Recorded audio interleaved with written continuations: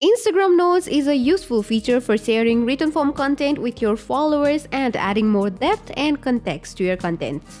It can be a great way to share your thoughts, quotes, ideas, and experience with your audience in a more personal and engaging way. But how do we create one?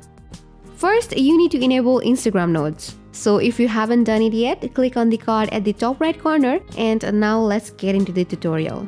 To create an Instagram note, open the Instagram app and head over to the chat section, which is on the top right corner of your Instagram homepage. Then simply press on leave a note option, which you can find below the search bar. Then you can write a short note within 60 characters